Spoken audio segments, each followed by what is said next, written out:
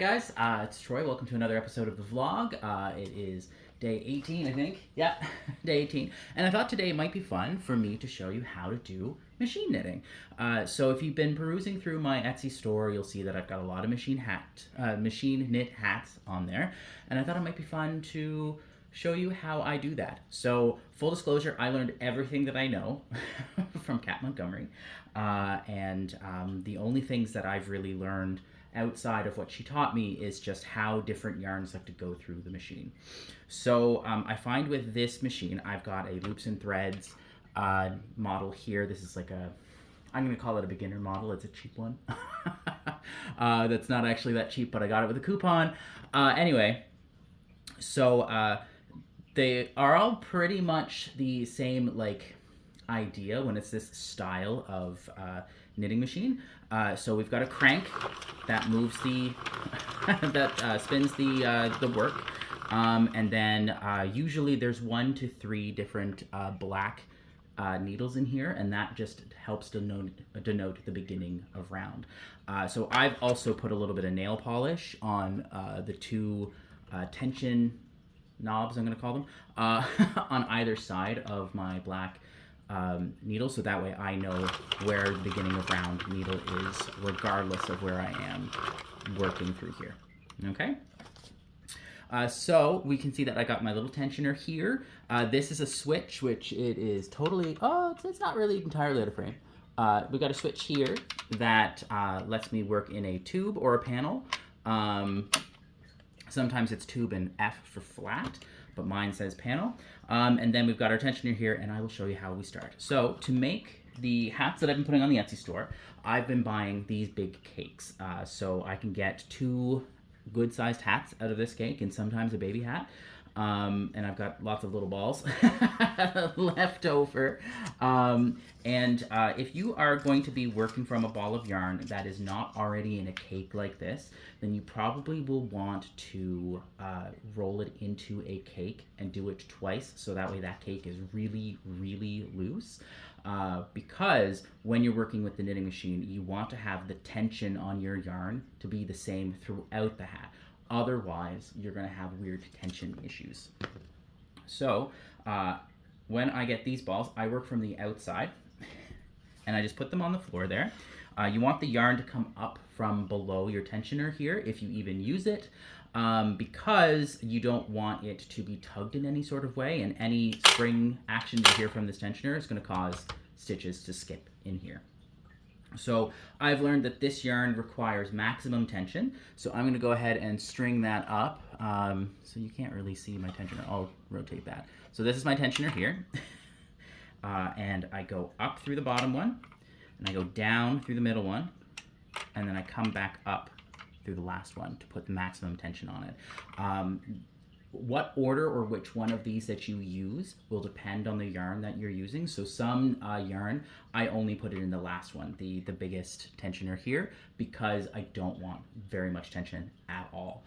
If it's a bulkier yarn, so something that's much thicker than what I'm working with here and much less slippery, I won't use the tensioner at all. I will just guide it with my hand if possible.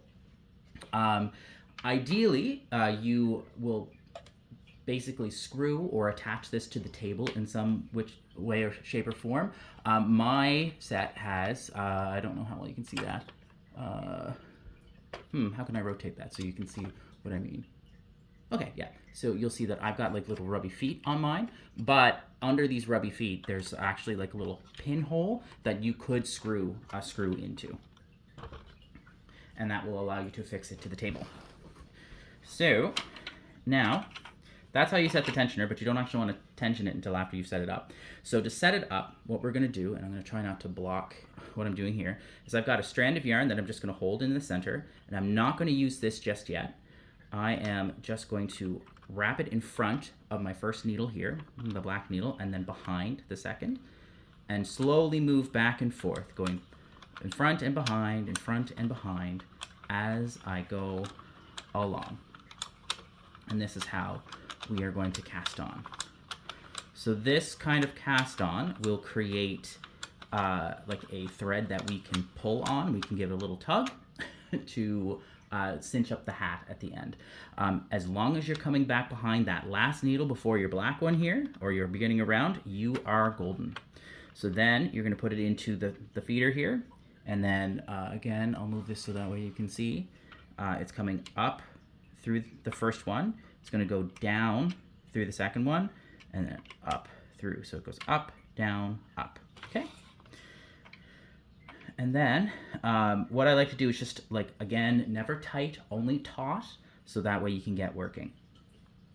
So the beginning couple rows are the hardest to get past because this is where all the issues can happen. So I'm just going to move really slowly, making sure that all of my needles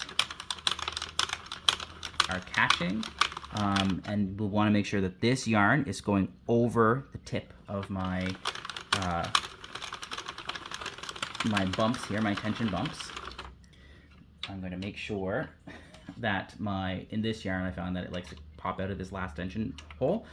So I will hold it in place, and then we're just going to move.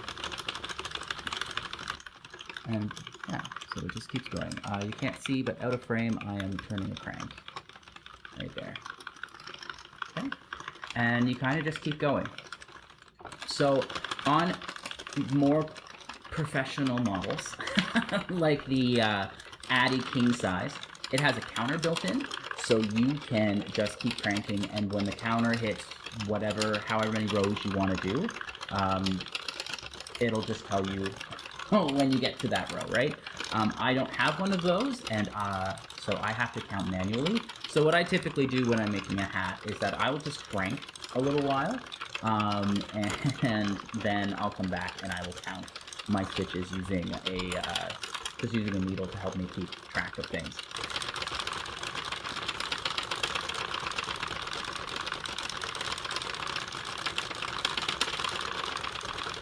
So this one is going off without too much issues. I'm not having any problems here. So now once it's got going here, all you really need to do is just keep working, stay at a comfortable pace, keep working at the same speed, so that way you have fewer issues.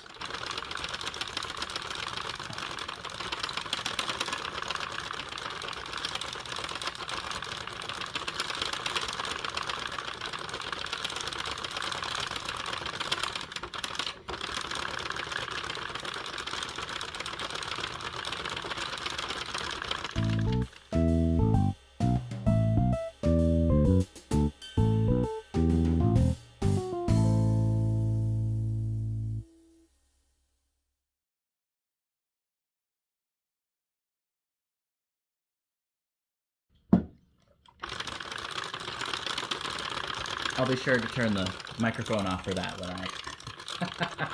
when I drink into it, because I didn't realize, I must have skipped over that little section, but there was a part in one of my other vlogs, I think it was when I was working on the sock, that I took a drink of my coffee, and all of my gross mouth sounds went into the microphone, and I must have skipped past that part or went back, and anyway, I missed it and I left it in by mistake, which I would have taken that out had I come across it, because hearing mouth sounds, it's not my jam. I don't like it. I don't like it when people smack, or if I can hear their mouth sloshing from across it. Like, I can understand if I'm like sitting next to them and I can hear them crunching on their chips. Chip crunching doesn't bother me. But if I am hearing someone like slurp up soup or cereal from the other side of the room, Anyway.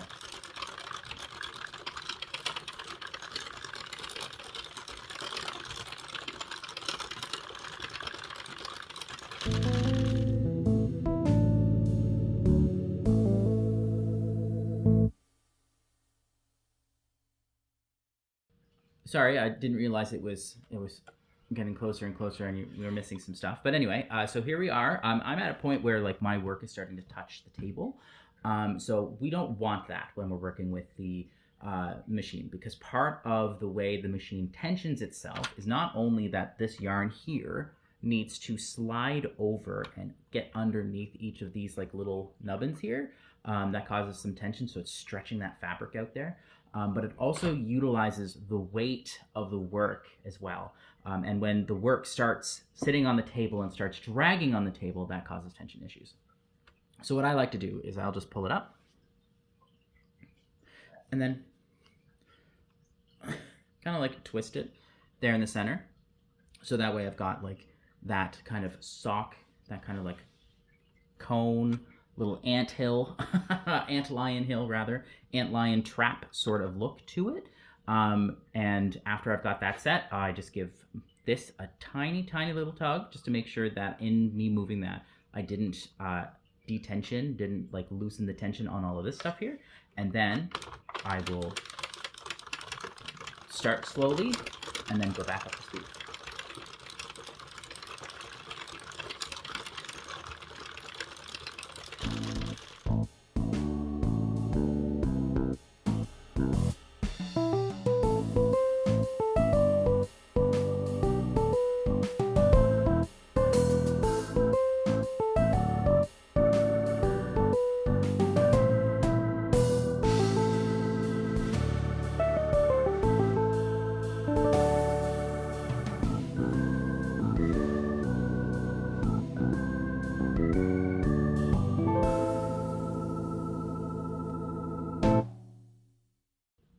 So I'm getting to that point again where it is touching the table, so I'll just pull it back up, add another little lovely twist, settle it down, make sure that's as centered as possible, give this a tiny little tug to make sure that it didn't get detensioned, and then continue working.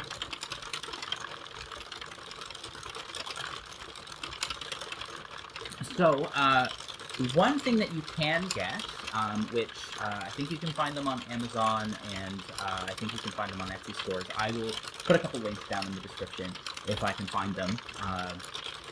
But I know that you can get 3D printed like electric screwdriver bits that you can put onto your knitting machine. So Kat Montgomery has one for her Addie King size, and it's pretty slick. So it's just like an electric screwdriver, not a power drill. Those are too powerful. They will break it. They will break the plastic gears. They will break the plastic gears on the inside of the machine. So it has to be an electric screwdriver. They have a weaker motor in them, which is better for this. They work at a slower speed as well.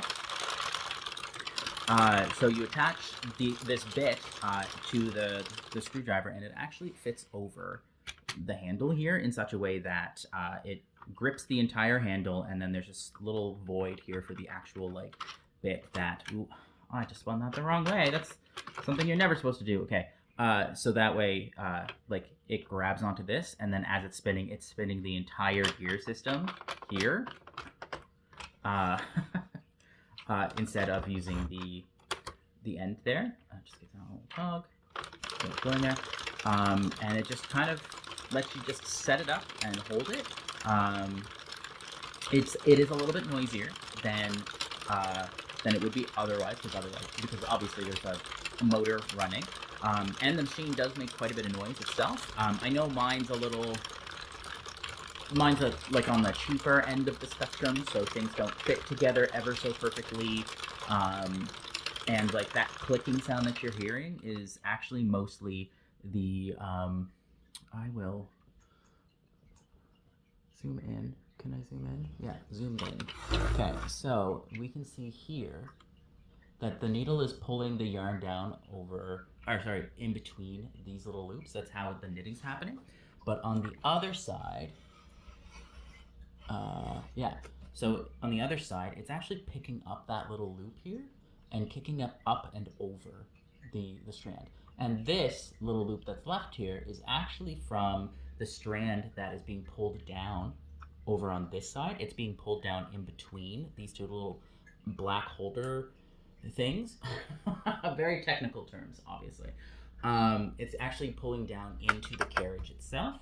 And what's happening is that little strand is going to come and get pulled over. Can I angle this so that way you can kind of see? Yeah, so see how it kind of slipped there? So like, keep your eye on this one, and I will move this as slowly and evenly as I can. So it's going, see how it wants to fall over that little flip there, right there. That is what's making the sound. So that like little flip, if it's a thicker yarn, let me just zoom back out here. There we go. The thicker yarn will actually cause it to like make a sound kind of like snapping your fingers, like the sound of your fingers snapping. It's making that like little sound there. And because the needles have a little bit of give to them, they move back and forth a little bit. That little action also causes some clicking. So in this yarn, since there's, even though I have this on the highest tension setting, since it's quite fine and it's very, very smooth, this is a polyester yarn, like that little clicking that we're hearing is just from the needles moving back and forth. Yeah. So another thing I wanted to show you, and I realized that picking this yarn was probably a bad choice because this yarn just goes through this machine like it's no one's business. So I'm going to show you what happens if a yarn doesn't tension properly, and how to pick up a loose yarn. Okay, so as I mentioned before, the yarn needs to slide over these little things in order to be tensioned, so that way it can grab onto this yarn properly. So what I'm going to do for the next round is I'm actually going to pull that to the backside so this needle purposefully gets skipped.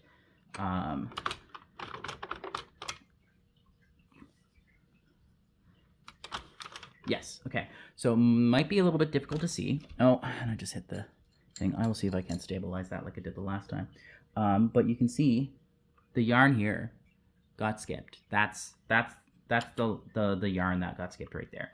So if I were to continue knitting, what could happen, and what sometimes happens, because the machines are pretty good at fixing themselves, is that it'll just rotate this so you can see. So this is the strand here. This is the strand here that needs to be picked up. What's going to happen is that you'll notice on this yarn here, I've got a little friend hanging out on the inside, and it actually came up from underneath these two black parts, but this yarn doesn't have that.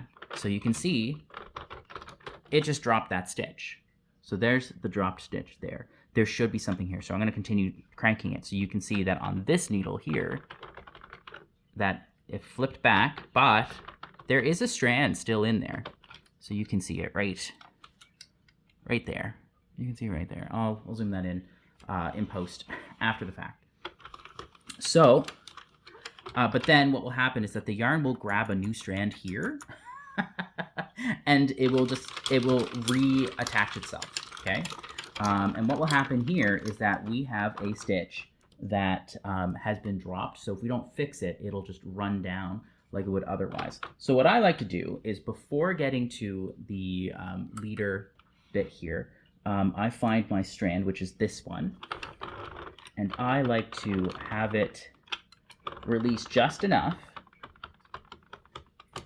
that I can try not to disturb the stitches on either side. So the one that's in this stitch is still like locked in the carriage. And then this side, again, you can't really see that from where this is angled. This stitch is still locked inside the carriage, and the stitch that's here has already gone down below this little nubbin that's right there.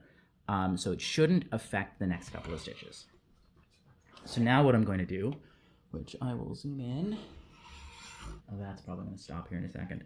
So what I'm going to do is, you can see how it's dropping, and I can continue pulling these little strands out. What I'm going to do is I'm going to grab this strand, and I'm going to pull it up and over. Oh, I just covered everything that I did there. So I'm pulling this strand up and over.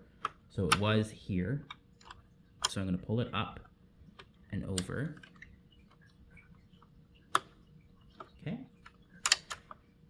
Over that stitch, and I'm not going to touch the rest of the carriage. So now I've got all these ladders I need to worry about. Okay. So I've got a number of ladders. So what I like to do is I pull out one additional ladder, so that way I can grab this yarn, okay? So you can see that I grabbed that yarn. I'm going to do my best to keep my hand out of the way. So then what I do is I just go and grab the strand, and we're just going to pull it back through. Don't cover it, Joe. Oop, I just dropped it. No harm done. So there's the strand. So I'm going to hold it again, go underneath this needle. So that way, this is the strand that I'm going to pull through. So I'm just going to pull this in the orientation that I need to. So this needs to be in front. And then I'm going to grab this and pull it through. And then I'm going to keep doing that until I run out of ladders to pull through. Which I think I have 2 more. Yeah, I've got 2 more. So the thing is that if you drop a stitch like I had shown, this strand is going to be tighter than the other ones because it didn't actually like get pulled down into the carriage, so there wasn't that extra slack given there. So just be wary of that. And then here is my final one. Oh no, I've got 2 more after that. My bad. So I'm gonna go and pull that through. Oop.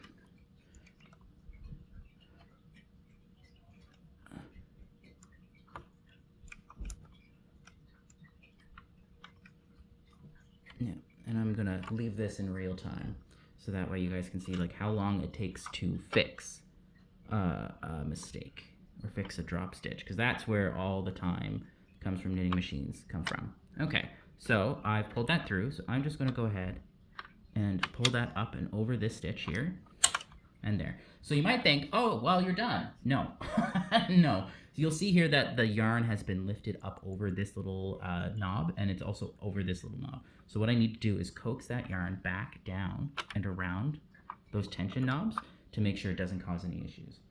Is I need to make sure that this one, this is the bobbin that, this is the needle that has had the issue. I just need to make sure that it is going to fall over that like little lip that you can see on this needle. It needs to make sure that it falls over that lip when it moves on, which it has. And now that that's been fixed, we're just gonna continue on, just making sure that this first round afterwards that we're going very slow, and we will make sure that we have no issues.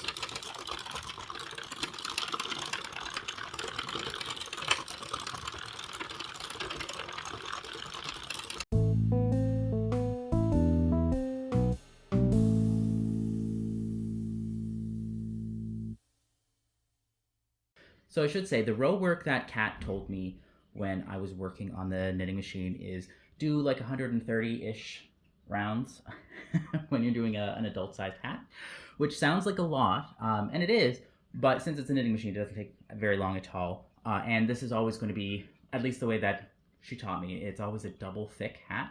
So that way the hat is not only long enough, so that way you can turn over the brim. The way that it's knit on the knitting machine is that it's long enough that you're basically having a double knit hat all the way, so you've got 4 layers of warmth around your ears.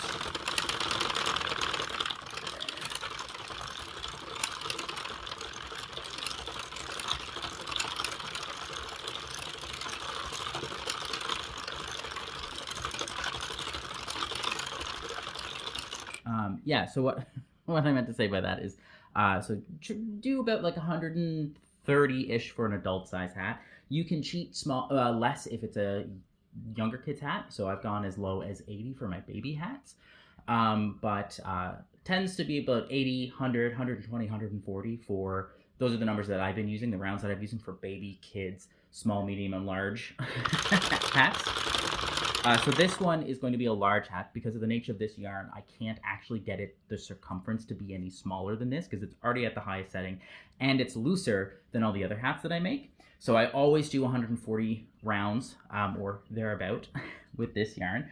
And it just so happens that with this yarn that 4 color changes, like 4 blocks of color, is enough to make that adult size hat. So I don't even have to count for these ones anymore. So I've got 3 color blocks already done and I'm on the 4th. So I'm really just gonna work until, bring this into this frame. I'm gonna work until I've worked through the last of this fuchsia, getting into the blue.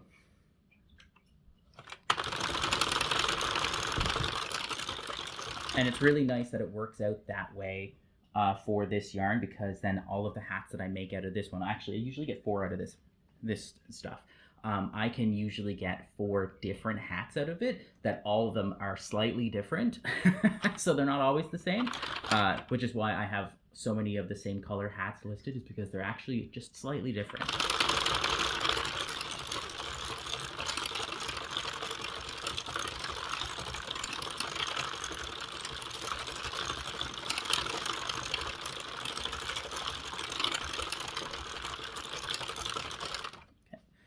is starting to touch the bottom there again, so I'm just going to go ahead and do a little twirl.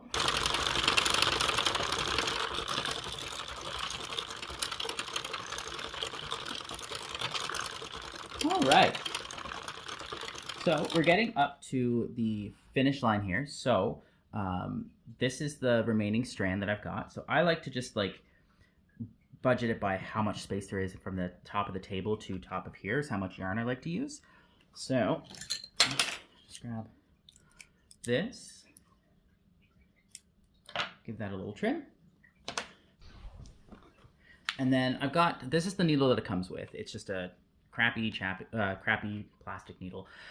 I do tend to use it because it is the right thickness to get in between these little black sticky things, like the holders. I do that because it's easy for me to pick them up. You can use a finer metal one if you do. It's just I find that when they get this fine, they get quite short. And this one has a little bit of extra length to it. So now what I'm going to do is I'm going to go ahead and hold my yarn off to the back like that. So there's a little bit of tension here. And then what we're going to do is we're going to keep an eye on this nubbin as it comes back around. And we need to crank one more round around the work here to release it, because there is a layer, there is a row that's encased inside the carriage, and we need to have the machine release that. And we do that just by working around. So this is where it ends. So I'm just going to go just barely far enough so that way this strand is caught by the machine here. But as I go, I can grab this strand. I accidentally waited too long here because this is the strand that I need to pick up, and I've already kind of lost it. So I'm just going to go and pick this up ever so like that. Let's thread my needle here. This needle also has a very big eye, so it's really easy to thread the needle. So I'm just going to go ahead and grab that. And I'm going to grab this guy. Sorry, forgive my reach here. I know I'm covering everything. I just want to make sure that I grab this without losing my stitch. So I need to go in like that. I need to go like this. Grab you like that. Okay, so I'll pull that. So now what I'm going to be doing is I'm going to be picking up my stitches. So now that I've worked the carriage as much as I have, all of these stitches are only held onto the carriage by the black little nubbins here. So all I need to do is, I'll just turn this so that way you can see, and I'm going to do this left-handed so you can see what I'm doing. So what I'm going to do is I'm just going to pick it up in between the nubbins. Let me zoom in. So all I'm doing is I'm picking it up between the nubbins here and just lifting it off. And then what I like to do is take my left finger, put my finger over top of the nubbin so that way that yarn can't fall off while I'm pulling it taut like that. And I'm just going to grab another one, put my finger here, pull it through, and then keep moving on. And as it gets a little bit looser, since once you've got a few needles off, then you can take more strands at the same time. Let me zoom out now. Boop. Zoom out now. Grab that. Hold it here while I'm not working with it, and keep going all the way around and just grabbing it. Okay. I should have cut a little bit longer thread here, but you'll see in a minute that as long as you're careful, it doesn't actually matter. And then go all the way around. I know I'm covering what I'm doing here, but I don't want to lose my strands. So now I'm going to pull those through. There, like so. And then boop, boop, boop, boop. I know you can't see it, I'm sorry. And I'll do things left-handed.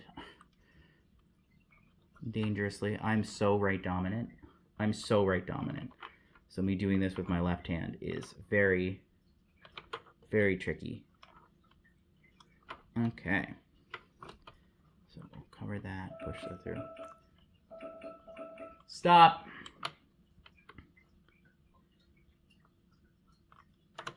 through.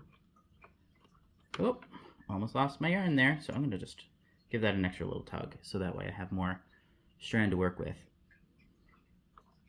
Pull that, and then continue working around.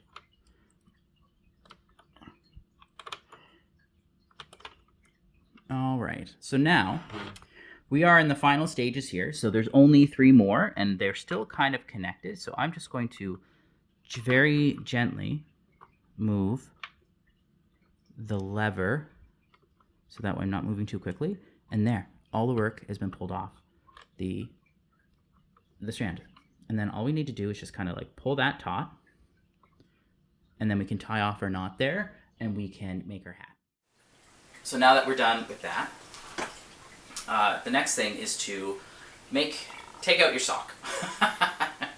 So what we're going to do is, like, the conventional method is to turn out your sock here. And it seems really, really long, but this has quite a bit of give to it, so we're all good. And then what you're going to do is you're going to cinch both ends closed, and then you're going to turn it back inside itself. Oops. You're going to turn it inside itself here, so that way you can sew the ends together. But with this one, I like to have the purl side showing, because as you stretch out this fabric, you get that like ribbing effect, almost. Maybe I should have this going, so that way I can show you.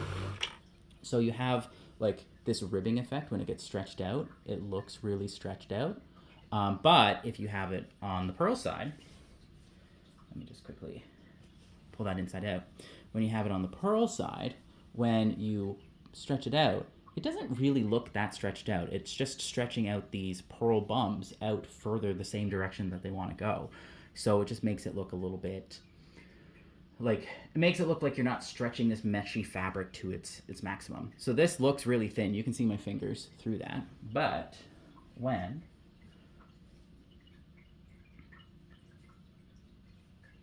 I'm doing is just turning it inside out here.